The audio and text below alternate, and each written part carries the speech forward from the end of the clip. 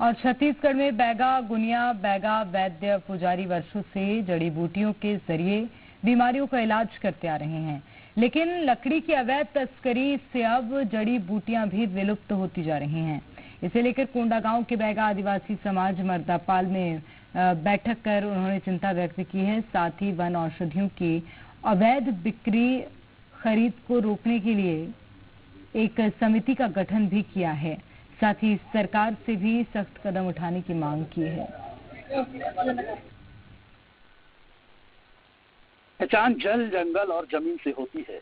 ये पूरे देश और विदेश में प्रसिद्ध है कि बस्तर, कहा जाता है कि कश्मीर के बाद अगर कहीं स्वर्ग है तो वो बस्तर में है। ये मेरे पीछे तमाम लोग जो दिख रहे हैं, ये गंभीर चिंतन कर रहे हैं। दरअसल वो वन औषधि जो यहाँ के जंगलों से मिलती थी, उसकी अवैध तस्करी हो रही है। और एक गंभीर चिंता का विषय बस्तर के आदिवासी बैगा, सिरहा, गुनिया इनके लिए है। दरअसल ये विधानसभा क्षेत्र नारायणपुर आता है और यहीं के विधायक ही वन मंत्री हैं। ऐसे में सवाल उठना लाजमी हो जाता है कि आखिर इतनी बेशकीमती औषधि बस्तर से लेकर जा कौन रहा है। इन सवालों के साथ हमारे साथ बैगा आदिवासी भी मौजूद हैं, सिरहा भी मौजूद हैं, गुनिया भी मौजूद हैं। तमाम सवालों के जवाब हम ढूंढते हैं कि आखिर किस विषय पर लेकर आप लोग चिंतन मनन कर रहे हैं।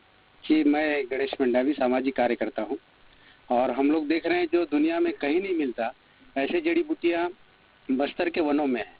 और विगत 15-20 दिन से हम लोग देख रहे हैं, बारिश जैसे समाप्त हुआ उस समय से अवैध तरीके से खोद करके ले जा रहे हैं और प्रलोभन दे रहे हैं। इसलिए आदिवासी भी खोद रहे हैं क्योंकि उनको जड़ी बूटी का कोई ज्ञान नहीं।